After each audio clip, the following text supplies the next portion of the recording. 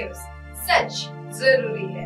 नमस्कार दर्शकों, आप देख रहे हैं MNS न्यूज टीवी और मैं हूं आपके साथ श्रद्धा तिवारी। तो आइए देखते हैं आज की खास खबर।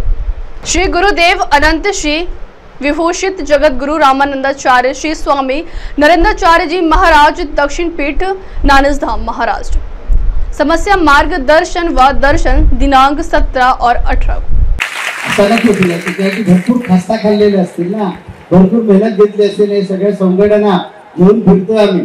वेगळ्या प्रकारचे प्रसंग येतात, पण मी कधी डगमगत नाही, डळमळत नाही, कणखरपणे उभा असतो। म्हणून हे सगळे जे माझ्या बरोबर उभे आहेत, त्यामुळे माझ्याकडे काही जादूटोणा नाही आहे। मी विज्ञान आणि अध्यात्म याची सांगड घालून जगतो। म्हणून मी तुम्हाला एक माझा महामंत्र देईन, तुमचे डोळे विज्ञानवादी ठेवा, बुद्धी तुमची अध्यात्मवादी ठेवा आणि मन वास्तववादी ठेवा। अशा प्रकारे त्रिसूत्रीने जगा, म्हणजे विज्ञानवादी विचाराचं राहायचं, परंतु मनाला अध्यात्मवादी पण ठेवायचं। कारण विज्ञानाला जिथे उत्तर सापडत नाही तिथून अध्यात्म सुरू होतं। अध्यात्म एक महान शास्त्र आहे जे आपल्या आत्म्याशी संबंधित आहे। विज्ञानाला आत्मा सापडलेलाच नाही आहे, विज्ञानाला आत्मा सापडलेला नाही, म्हणून विज्ञान त्याच्यावर काही बोलत नाही। पण आत्मा आहे, तर डॉक्टरला विचारा, जो सायन्सचा मास्टर असतो आणि त्याला ऑपरेशन थिएटर मध्ये विचारलं, ह्या पेशंटचं काय, ह्या पेशंटचं काय होणार, इकडे कशाला हात दाखवतो, त्याच्याकडून आजोबा बसलाय, कोण बसला इकडे, हे वरती हात का दाखवतो, तर तो सांगतो काय माहिती, त्यालाच माहिती। म्हणजे तो कुठेतरी आहे हे अप्रत्यक्ष तो मानतो। आणि आमचं अध्यात्म ठाकून सांगतो तो आहे, अहम ब्रह्मास्मी म्हणजे मीच ब्रह्म आहे, तत्वमसी म्हणजे तुम्हीच ते आहात। ज्ञानानं समजून घ्या, म्हणून ते प्रज्ञान ब्रह्म। तेव्हा आपला तर तो विषय नाहीये का ह्याच्यासाठी काही तुम्ही आलेले नाही आहात, तुम्ही आलेले आहात चॉकलेट मिळणार का, म्हणजे काय समस्या सुटतील का, घाबरू नका, माझ्यावर सोडून त्यांनी सोडत। काही जणांना शंका आहे, यांना कसं काय करणार, मला काय कळतं, उद्या पण आहे की म्हणून सांगतात, मला काय कळतं ह्याचा अनुभव घेऊन आज घरी गेल्यानंतर बघा, मनातल्या मनात मला सांगा, तुमचं नाव गाव मी इथे काही विचारणारच नाहीये, कुठे राहतात तेही माहिती नाही, ते कुठेतरी एक नरेंद्रनगर मी वाचलं, तिथे कोण कोण भक्त राहतात तेही माहिती आहे, नागपूर केवढं मोठं आहे ही माहिती नाही मला। मनातल्या मनात सांगून बघा, स्वामी अमुक अमुक वाजता उठवा, नाही उठवलं तर तुम्ही सांगाल ते माहिती, बापरे खरंच उठवतील, याचे जादू काही नाही आहे, कारण मी संपूर्ण चराचरामध्ये आहे। आता कसा चराचरात आहे, आता आश्चर्य वाटतंय तुम्हाला, तुम्ही ज्यावेळी ते माझ्या शाळेत याल, ऐकाल, समजेल, त्यावेळी तुम्हाला कळेल सगळीकडे देव आहे, अणु रेणू देव आहे, नरेंद्र म्हणे शोधून पाहिजे। हा अणु रेणू हा विज्ञानाचा विषय, आता विज्ञानाकडे पण जायचं नाही, अध्यात्माकडे पण जायचं नाही। चॉकलेटवर बोला स्वामी, भरपूर वाजले कालपासून आहे, पण काळजी करू नका, तुमची अडचण कुठली असू दे, कसली असू दे, मी सोडवणार। त्यासाठी पैसे किती लागतील, 0। माझं वजन नाही, माझा ओळख नाही आहे, इथं ओळखी बिळखीची काहीच गरज नसते, फक्त 10 मिनिटं वेळ काढायचा आणि आमच्या स्वरूप श्रुतीने जे सांगितलं त्याप्रमाणे तुम्ही काय केलं पाहिजे, भक्ती केली पाहिजे, इथून केली पाहिजे। इथून जर केली तर फक्त 8च दिवस करून बघा, 9व्या दिवशी जर अनुभव आला ना तर सोडून द्यायची, आणि अनुभव आला तर नेहमी केली पाहिजे। ज्ञानेश्वर महाराजांनी काय सांगितलं बघा, हरिमुखे म्हणा पुण्याची गणना कोण करी। जर तुम्ही देवाचं नाव घेत असाल तर पुण्याचा विचारच करू नका, काळजी करण्याची गरजच नाही, पण किती वेळ केलं पाहिजे, देवाची याद्वारे उभा क्षणभरी तेने मुक्तिचारी साधी। देवाच्या दरवाजात एक क्षण जरी उभे राहिला तर देवाचा दरवाजा कुठे आहे, देवाचा दरवाजा कुठे आहे, आपल्या अंतःकरणात। आपलं अंतःकरण आहे ना, तिथे तो देव राहतो, त्याच्या दरवाजात उभे राहा, म्हणजे काय, त्याच्या समोर उभे राहा, स्वतःला विसरून त्याच्या समोर ज्यावेळी उभे राहाल त्यावेळी एकाग्रता होईल। त्या एकाग्रतेने ज्यावेळी तुम्ही नामस्मरण कराल तेव्हा ते माझ्यापर्यंत पोहोचणार। मला राम म्हणा, मला कृष्ण म्हणा, मला हरी म्हणा, मला मुकुंद म्हणा, मला शिव म्हणा, मला लक्ष्मी म्हणा, मला पार्वती म्हणा, मला गणपती म्हणा, काही म्हणा, मी तोच आहे. तिकडे तुम्हाला घेऊन जायचं. पण आज ऐकण्याची मनस्थिती तुमची नाही आहे, म्हणून त्याच्यात जास्त बोलूया नको. आज एवढंच सांगेन, तुमची अडचण कुठली असू दे सुटणार. फक्त त्या मोबदल्यात 2 गोष्टी इथे द्याव्या लागतील. ती देण्याची तयारी असेल तर प्रश्न विचारा, नाहीतर विचारू नका. त्यातली पहिली गोष्ट 10 मिनिटं वेळ काढायचा, भक्ती करायची. काय करायची त्यांनी सांगितलेली आहे.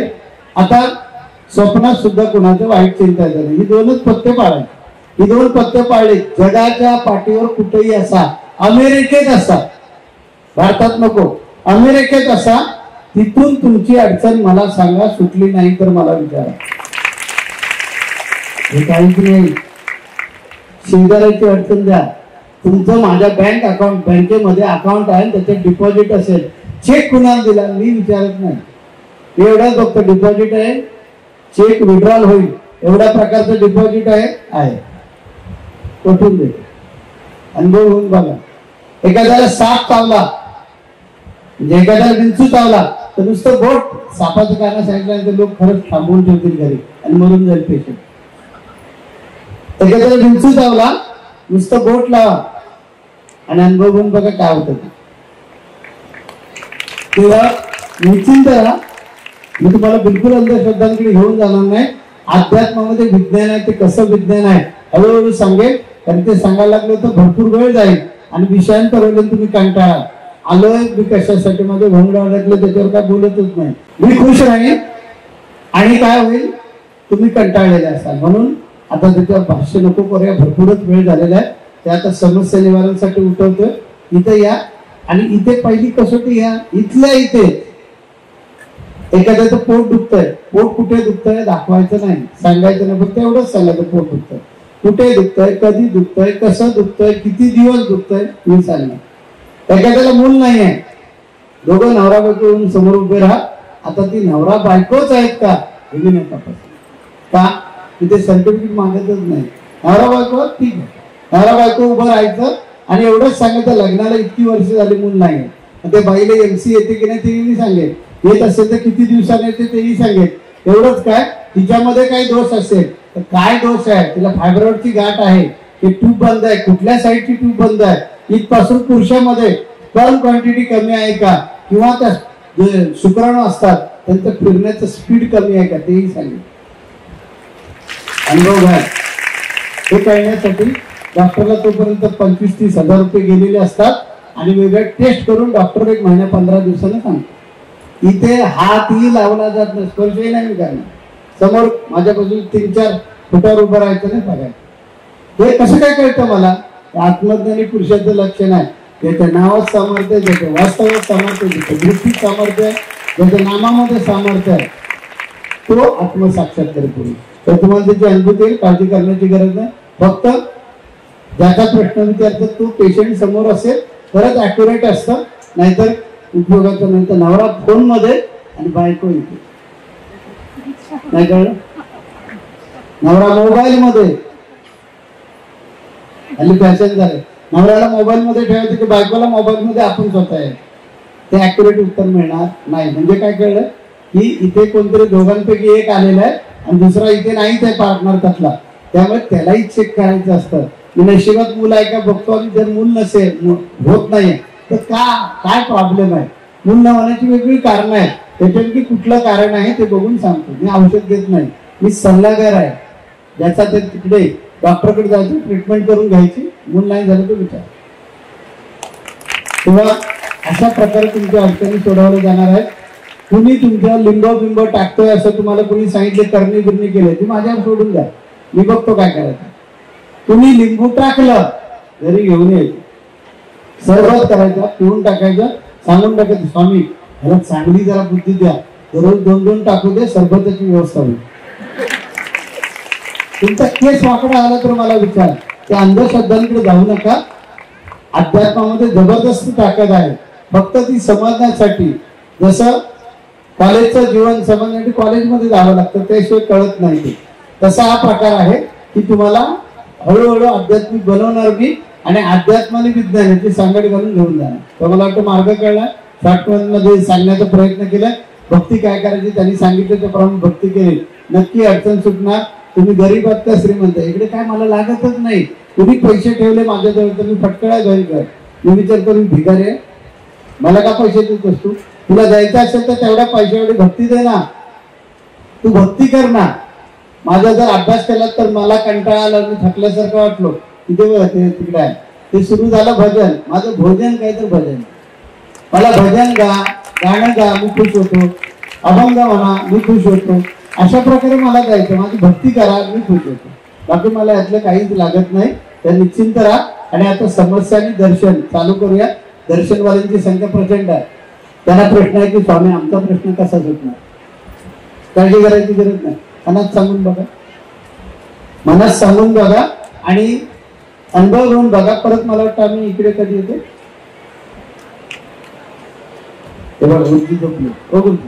परत कधी येतो? 10-11 नोव्हेंबर.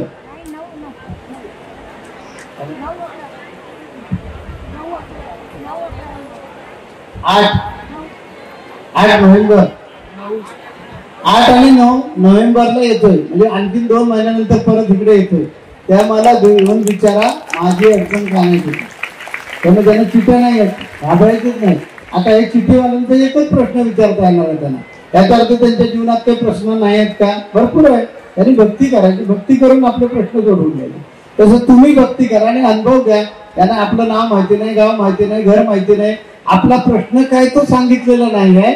आणि मनातल्या मनात सांगून यांच्याकडून प्रश्न कसा काय सुटला म्हणजे यांच्यामध्ये काहीतरी तत्व आहे हे समजून घ्यायचं आणि कशी भक्ती करायची ते तुम्ही ठरवायची आहे. याच्यामध्ये बरेच जण असे आहेत की इकडे बसलेले, प्रश्न सुटलेले काय नाही, फक्त दर्शन घेऊन जायचं. कालपासून आलं, दर्शन मिळालेलं नाही म्हणून आम्ही थांबलो, असे पण आहे. याच्यामध्ये बरेच जण बसलेले. हे जे बॉन्डिंग आहे ना, हे जे प्रेम आहे ना, इथेच देवाला जिंकता येतं, इथेच संतांना जिंकता येतं. तुम्ही कालपासून दर्शनासाठी तरसताय, याचंच नाव भक्ती आहे. याला दास्य भक्ती म्हणतात.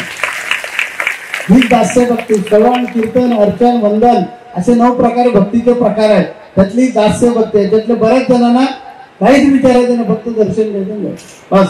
तुमच्या कृपेने आम्हाला भरपूर मिळालं, काही नको, फक्त तुमचं दर्शन. ही दास्य भक्ती जी आहे हीच आपल्याला घेऊन जाते. मी दुसरं काय माझ्याकडे भांडवलच काय नाही. मी गजानन महाराजांच्या पायातली वाहन आहे. गजानन महाराज उपास्य दैवत आहेत आणि ज्यांचा काल आपण उत्सव साजरा केला ते माझे गुरु आहेत. मी दोघांवर प्रचंड प्रेम करतो, प्रचंड म्हणजे प्रचंड प्रेम करतो. त्यामुळे हे सगळे इथपर्यंत येऊन पोहोचलेले आहे. तेव्हा आपण थांबूया आता. दर्शन आणि समस्या मार्गदर्शन सुरू करूया. प्रसाद घ्यायचा, झाला की प्रसाद द्यायचा आणि मग घरी जायचं श्रीगुरु. आणि आज उपासक दीक्षा ज्यांना घ्यायची आहे, 1-2 मिनिट. उपासक दीक्षा आहे आज, उद्या साधक दीक्षा आहे. ज्यांना असं वाटतंय की आपल्याला अध्यात्म शिकायचं आहे, प्रपंचातल्या अडचणी ज्या आहेत त्या आपल्या सुटलेत स्वामींच्या कृपेने, आता मला काय करायचं, अध्यात्म शिकायचं, अशाला उपासक दीक्षा घेण्याची इथे पद्धत आहे. म्हणजे तुम्ही शाळेत आलात तर मी तुम्हाला शिकवणार. प्रपंच आणि परमार्थ हे जीवनाचे 2 तीर आहेत. इकडे बसले ते प्रपंचातले प्रश्न विचारण्यासाठी, आणि तुमच्यापैकी कुणाला परमार्थिक तीराकडे जायचं असेल तर मी घेऊन जाणार. काळजी करण्याची गरज नाहीये. त्यामुळे जर वाटत असेल तर अधिकृत एक दीक्षा असते आमची, उपासक दीक्षा. ही उपासक दीक्षा आपण घ्यायची आणि उपासक दीक्षेतून आपल्याला जमतंय काय बघा. मग हळूहळू म्हणजे जसं नर्सरी असते, तिथे खेळायला मिळतं नर्सरीमध्ये, तसला तो वर्ग आहे. इथे बघा जमतंय काय, जमेल का, कारण इथे काही पत्ते असतात. दिवसातून 10 मिनिटं वेळ काढावा लागतो. कुणाचं वाईट चिंतायचं नाही, कुणाला फसवायचं नाही, कुणाला लुबाडायचं नाही, कुणाला छळायचं नाही, एवढे आमची पत्ते असतात. तर ही पत्ते पाळायला जमतील का? 1 वर्षभर बघा ही दीक्षा देऊ, जमली तर मग साधक दीक्षा देऊ आणि खऱ्या अध्यात्माला सुरुवात होईल. म्हणजे नर्सरी का, आई वडिलांना तिकडे पोरं त्रास देतात म्हणून नाही आहे, शाळेची गोडी लागते का बघा म्हणून असते नर्सरी. आणि मग ते शाळेत नर्सरीतून बालवाडी, senior KG, junior KG, senior KG तिथे शिकवायला सुरुवात करतात. मग पहिलीतून नंतर धाड तो पुढे जातो. तसा आपला प्रकार आहे उपासक दीक्षेचा. ज्याला पाहिजे असेल त्याला कुठे दिली. मंदिरामध्ये जायचंय, तिथे रजिस्ट्रेशन केलं जातं, जनगणना करून रजिस्ट्रेशन केलं जातं आणि उपासक दीक्षेला आम्ही येणार. ह्या स्वरूपश्रुती पण तिकडे असतील आणि तिथे उपासक दीक्षा जी आहे ती कशी दिली जाते ते ऐकायचं. काय करायचं आहे ते मी सांगत असतो, ते आपण ऐकायचं आणि मग आपण दीक्षा घेऊ शकता. त्याचं दर्शन, उपासक दीक्षा आणि समस्या मार्गदर्शन हे तिन्ही कार्यक्रम आता सुरू होतात. श्री गुरुदेव. श्री गुरुदेव. मैं माधव दिएवार, जगतगुरु नरेंद्राचार्य महाराज संस्थान प्रवचन भूषण, आज यहाँ मोगांव जिलपी तालुका हिंगना जिला नागपुर में जगतगुरु श्री का शुभागमन हुआ है. यह कार्यक्रम 3 दिन का आयोजित किया था.